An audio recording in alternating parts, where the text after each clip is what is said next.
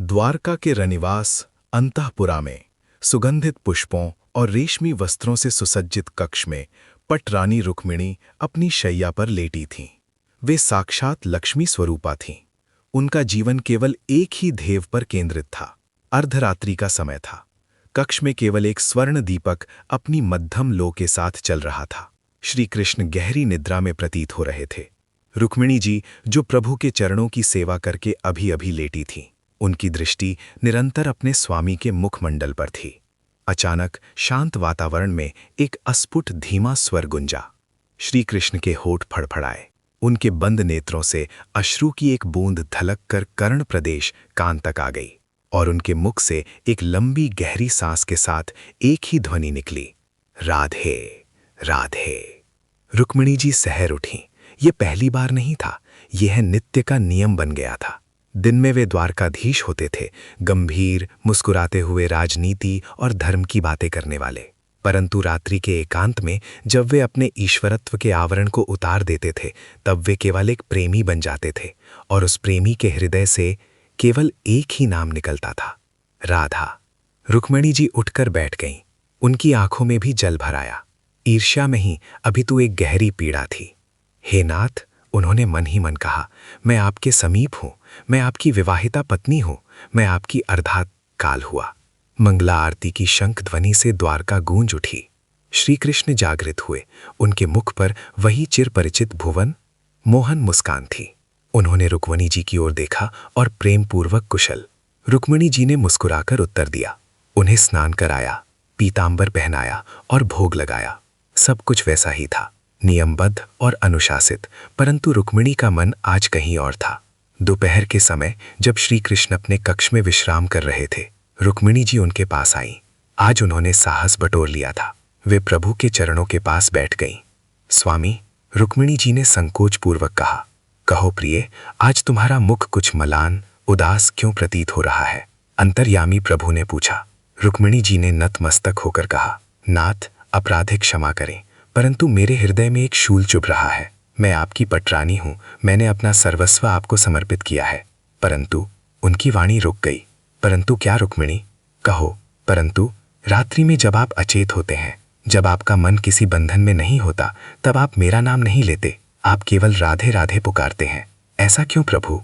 क्या राधा का प्रेम मेरे समर्पण से अधिक है? क्या मेरा दाम्पत्य धर्म उनके प्रेम के समक्ष तुच्छ है? श्री कृष्ण कुछ क्षण मौन रहे। उनकी मुस्कान लुप्त हो गई और नेत्रों में एक अगाध गंभीरता आ गई। वे उठकर बैठ गए और खिड़की से दूर समुद्र की ओर देखने लगे। अध्याय 3। कृष्ण का उत्तर, राधा नाम नहीं, प्राण है। श्री कृष्ण ने रुक्मिणी की ओर मुड़कर देखा और अत्यंत मृदु स्वर में कहा, रुक्मिणी, तुमने बहुत गूढ़ प्रश्न किया है। तुम तुलना कर रही हो, तुम जानना चाहती हो कि मैं राधे क्यों जपता हूँ। हाँ प्रभु।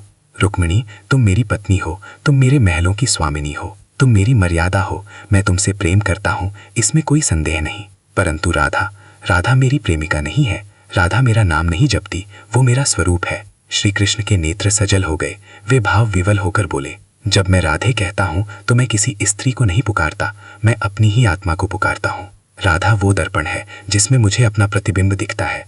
तुम मेरी सेवा करती हो क्योंकि मैं तुम्हारा पति हूँ, ये धर्म है। परंतु राधा, राधा ने तो समाज, कुल, मान, मर्यादा, यहाँ तक कि अपना अस्तित्व भी मिटा दिया, केवल मेरे सुख के लिए। जहाँ कारण समाप्त हो जाता है, वहाँ राधा आरंभ होती है। रुक्मिणी सुनती रही, परंतु पूर्णतः समझ नहीं पाई। ज्ञान से प्रेम को समझना कठिन है। कृष्ण ने उनकी मनःस्थिति समझ ली। वे बोले, प्रिय, शब्दों से तुम राधा को नहीं समझ पाओगी। इसके लिए तुम्हें प्रेम की कसौटी देखनी होगी। समय आने पर तुम्हें स्वयं उत्तर मिल जाएगा। अध्याय 4।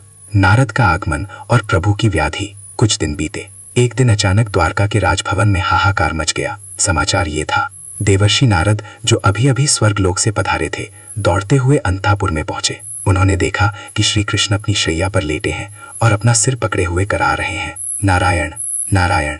प्रभु, ये क्या लीला है? त्रिभुवन के स्वामी को कैसी पीड़ा? नारद जी ने व्याकुल होकर पूछा। श्री कृष्ण ने क्षीण स्वर में कहा, देवर्षि, मेरे सिर में तीव्र वेदना दर्द हो रही है। ऐसा लग रहा है मानो सहस्त्र वज्र एक साथ प्रहार कर रही हो। कोई औषधि काम नहीं कर रही। वहां रुक्मिणी, सत्यभामा, जाम्बवती आदि सभी रानियां उपस्थित थी। राजवैद्य हार मान चुके थे। नारद जी ने पूछा, प्रभु, इसका कोई तो उपचार होगा। कृष्ण ने रुक रुक कर कहा, है, एक उपचार है, परंतु वो दुर्लभ है। आप आज जाते प्रभु, हम पाताल से भी वो औषधि ले आएंगे। सत्यभामा ने गर्व से कहा। कृष्ण बोले, औषधि पाताल में नहीं, पृथ्वी पर ही है। यदि मेरा कोई सच्चा भक्त अपनी चरण धूली, पैरों की धूल मुझे दे दे और मैं उसे अपने मस्तक पर लगा लूं, तो ये पीड़ा क्षण भर में शांत हो जाएगी। अध्याय 5, रानियों की व्यवस्था, धर्म संकट। नारद जी तुरंत रानियों की ओर मुड़े। महारानी रुक्मिणी, देवी सत्यभामा, आप तो प्रभु की परम भक्त और अर्धांगिनी है। शीघ्रता करें, अपने चरणों की धूल दें ताकि प्रभु स्वस्थ हो सके। ये सुनते ही रुक्मिणी जी 2 कदम पीछे हट गईं। उनके मुख पर भय और संकोच के भाव आ गए। वे बोली, देवर्षि, ये आप क्या कह रहे हैं? वे केवल हमारे पति नहीं, साक्षात वे परमेश्वर हैं, वे जगदीश्वर हैं। क्या हम अपने चरणों की धूल उनके मस्तक पर लगा सकती हैं? ये तो घोर पाप है। इससे हमें रौरव नरक की प्राप्ति होगी। हम अपने स्वामी का अपमान कैसे कर सकती हैं? सत्यभामा ने भी सिर हिलाया। हाँ देवर्षि, हम अपने प्राण दे सकती हैं, पर अपने पैरों की धूल अपने पति के माथे पर लगाकर पाप की भागी नहीं बन सकती। अन्य रानियों ने भी अस्वीकार कर दिया। उनका तर्क शास्त्र सम्मत था। पति परमेश्वर है, उसे चरण धूली देना महापाप है। वे प्रभु से प्रेम करती थीं, परंतु उन्हें अपने पाप और पुण्य की चिंता थी। श्रीकृष्ण की कराह बढ़ती जा रही थी। नारद जी चिंतित हो गए। तब कृष्ण नारद से कहा, मुनिवर, यहां कोई नहीं देगा, आप ब्रज जाए। सुना है वहां मेरे कुछ प्रेमी रहते हैं, शायद वे सहायता करें। अध्याय 6, ब्रज की ओर प्रस्थान और गोपियों का साहस। नारद जी वायु वेग से ब्रजमंडल वृंदावन पहुंचे। वहां उन्होंने देखा कि गोपियां कृष्ण के विरह में बैठी हैं। नारद जी को देखते ही वे दौड़ पड़ी। देवर्षि, हमारे कन्हैया कैसे हैं? क्या उन्होंने हमें याद किया? वे कब आएंगे? प्रश्नों की जड़ी लग गई। नारद जी ने गंभीर होकर कहा, गोपियों, मैं संदेश लाया हूं, पर सुखद नहीं। तुम्हारे कन्हैया द्वारका में अत्यंत कष्ट में है। उनके सिर में तीव्र वेदना है। ये सुनते ही गोपियां चीत्कार कर उठीं। हाय, हमारे प्राण वल्लभ को पीड़ा। देवर्षि, शीघ्र बताएं उपचार क्या है? नारद जी ने हिचकिचाते हुए कहा, उपचार विचित्र है। प्रभु ने कहा है कि यदि उनका कोई प्रेमी अपने चरणों की रज दे दे और वे उसे मस्तक पर लगा लें, तभी वे स्वस्थ होंगे। क्षण भर की भी देरी नहीं हुई। न किसी ने एक दूसरे का मुख देखा, न शास्त्र का विचार किया। गोपियों ने तुरंत अपने आंचल बिछा दिए और अपने पैरों की धूल झाड़ झाड़ कर नारद जी के पात्र में भरने लगी। लीजिए देवर्षि, जितनी चाहे उतनी ले जाएं, बस हमारे श्याम सुंदर की पीड़ा दूर होनी चाहिए। नारद जी स्तब्ध रह गए। उन्होंने पूछा, अरे गोपियों, क्या तुम जानती हो कि तुम क्या कर रही हो? वो भगवान है, तुम उन्हें अपने पैरों की धूल धोगी? तुम्हें पता है इसका दंड क्या है? तुम्हें घोर नरक भोगना पड़ेगा। गोपियों में से एक ललिता ने जो उत्तर दिया, उसने नारद जी के ज्ञान को धूल धूसरित कर दिया। उसने कहा, हे मुनिवर, हम जानती हैं, हमें चाहे करोड़ों युगों तक घोर नरक की यातना भोगनी पड़े, हम भोग लेंगी। हमें अपने सुख दुख की चिंता नहीं है। यदि हमारी चरण धूली से हमारे प्रियतम को एक क्षण का भी सुख मिलता है, तो हम अनंत काल तक नरक में जलने को तैयार हैं। नारद जी की आंखों से अश्रु बह निकले। उन्होंने गोपियों के चरणों में साष्टांग प्रणाम किया। वे समझ गए कि द्वारका में प्रेम का नियम चलता है, पर ब्रज में प्रेम का पागलपन चलता है। नारद जी धूल लेकर द्वारका लौटे।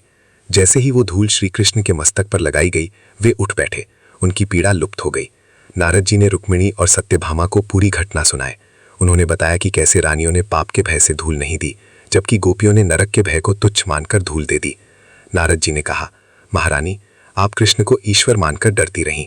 आपने अपने भविष्य की चिंता की, परंतु गोपियों ने कृष्ण को प्राण माना। जहां अपना सुख दुख देखा जाए वो व्यापार है, और जहां केवल प्रियतम का सुख देखा जाए वही प्रेम है। रुक्मिणी जी जड़वत खड़ी रह गई। उनकी आंखों के सामने से अज्ञान का पर्दा हट गया। उन्होंने कृष्ण की ओर देखा। कृष्ण मुस्कुरा रहे थे। अब रुक्मिणी को समझ आया कि कृष्ण रात में राधे राधे क्यों जपते हैं। राधा और गोपियां वो हैं जो कृष्ण के लिए नरक को भी स्वर्ग मान सकती हैं। रुक्मिणी कृष्ण की सेवा कर सकती हैं, पर राधा कृष्ण के लिए मिट सकती हैं। कृष्ण रुक्मिणी के ऋणी नहीं थे, क्योंकि रुक्मिणी धर्म निभा रही थी, पर कृष्ण राधा के ऋणी थे, क्योंकि राधा ने धर्म अधर्म से परे जाकर केवल प्रेम निभाया था। और जो ऋणी होता है वो सोते जागते केवल अपने साहूकार का नाम ही जपता है। कृष्ण राधा के प्रेम के ऋणी थे, इसलिए वे राधे राधे जपते थे। अध्याय 8, नाम की महिमा का स्वीकार। उस रात्रि द्वारका के शयन कक्ष में एक परिवर्तन हुआ। श्री कृष्ण शैया पर लेटे थे। रुक्मिणी जी सदा की भांति उनके चरण दबा रही थी। थोड़ी देर बाद कृष्ण की आंखें मुंद गई। श्वासों की लब्ध गति आरंभ हुई और फिर वही स्वर गुंजा, राधे राधे। आज रुक्मिणी जी सहरी नहीं। आज उनके मन में कोई प्रश्न नहीं उठा, कोई ईर्ष्या नहीं हुई। इसके विपरीत जैसे ही उन्होंने कृष्ण के मुख से राधे सुना, उनके नेत्रों से प्रेम अश्रु बह निकले।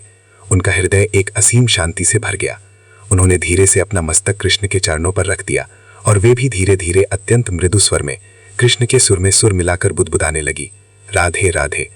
उस रात्रि द्वारका के उस कक्ष में दो नहीं, एक ही स्वर गूंज रहा था। रुक्मिणी जी ने जान लिया था कि राधा कोई सौतन नहीं है।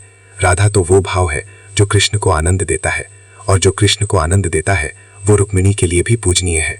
उन्होंने समझ लिया कि कृष्ण को पाना है तो राधा को भजना होगा, क्योंकि कृष्ण राधा नाम के अधीन है। इस घटना के बाद रुक्मिणी जी की भक्ति में एक नया आयाम जुड़ गया। अब उनकी सेवा में भय या मर्यादा का भार नहीं था, अब उसमें माधुर्य का रस था।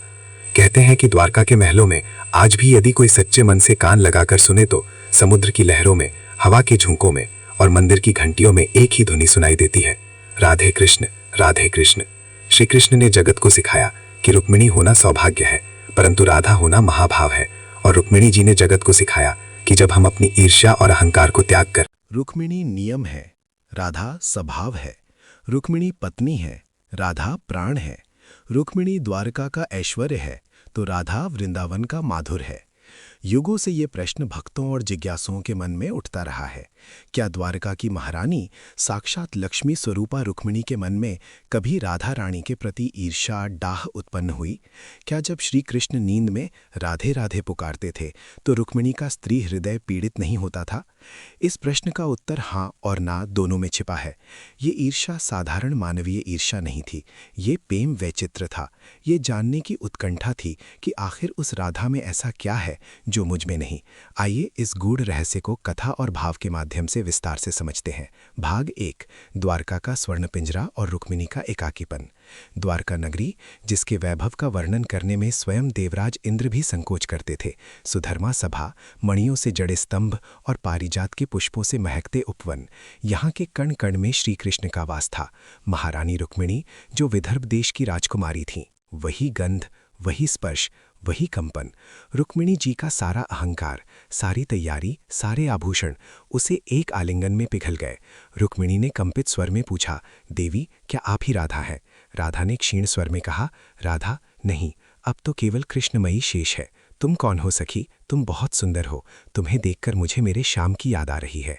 रुक्मिणी की आंखों से जर्जर आंसू बह निकले। उन्होंने कहा, मैं रुक्मिणी हूँ, उनकी पटरानी। ये सुनकर राधा के चेहरे पर एक दिव्य चमक आ गई। उन्होंने रुक्मिणी के हाथ चूम लिए। अरे तुम तो बड़ भाग्नी हो, तुम उनकी सेवा करती हो, तुम उनके चरणों को अपने वक्ष स्थल पर रखती हो। मैं तो अभागन हूँ, मुझे तो स्वप्न में भी उनके दर्शन दुर्लभ है। रुक्मिणी सन्न रह गई। जिस राधा से वे ईर्ष्या करती थीं, वो राधा स्वयं को रुक्मिणी से छोटा मान रही थी। रुक्मिणी ने पूछा, राधा सत्य कहो, क्या तुम्हें मुझसे ईर्ष्या नहीं होती? मैं तुम्हारे प्रेमी के साथ महलों में रहती हूँ और तुम यहाँ वन में रोती हो। राधा ने जो उत्तर दिया उसने रुक्मिणी के हृदय से ईर्ष्या का अंतिम कण भी मिटा दिया। राधा बोली, ईर्ष्या बहन रुक्मिणी, प्रेम में मांगना नहीं होता, प्रेम में केवल देना होता है। कृष्ण सुखी है, ये समाचार ही मेरे जीने का आधार है। यदि वे द्वारका में तुम्हारे साथ राज सिंहासन पर सुखी हैं तो मुझे वो सुख वृंदावन की कुछ गलियों से भी अधिक प्रिय है। उनका सुख ही मेरा सुख है। यदि मेरे रोने से उन्हें कष्ट होता है तो मैं रोना भी छोड़ दूंगी। रुक्मिणी जी राधा के चरणों में गिर पड़ी। उन्होंने समझ लिया कि रुक्मिणी कृष्ण की पत्नी है, लेकिन राधा कृष्ण की आत्मा है। पत्नी पति से अधिकार मांग सकती है, लेकिन आत्मा तो शरीर के सुख के लिए स्वयं को मिटा देती है। अब हम इस कथा के दार्शनिक पक्ष पर आते हैं। क्या वास्तव में रुक्मिणी और राधा दो अलग स्त्रियां थीं? वैष्णव तंत्र और पुराणों के अनुसार भगवान श्री कृष्ण एक है और उनकी शक्ति भी एक है। वो शक्ति है हलादमी शक्ति। जब कृष्ण लीला करने के लिए धरती पर आते हैं तो उनकी यही शक्ति दो रूपों में विभाजित हो जाती है। एक राधा जो माधुर्य रस का आस्वादन कराती हैं, दो रुक्मिणी लक्ष्मी जो ऐश्वर्य रस का आस्वादन कराती हैं। अतः रुक्मिणी का राधा से ईर्ष्या करना वैसा ही है जैसे दाहिने हाथ का बाएं हाथ से ईर्ष्या करना। वे मूलतः एक ही हैं। स्कंद पुराण में कहा गया है, रुक्मिणी द्वारकावती तू राधा वृंदावने वने। जो द्वारका में रुक्मिणी है वही वृंदावनी राधा है। भगवान ने रुक्मिणी के माध्यम से हम जीवात्मा उसको प्रश्न करना सिखाया और राधा के माध्यम से उत्तर दिया। रुक्मिणी हमारी साधक की प्रतिनिधि है।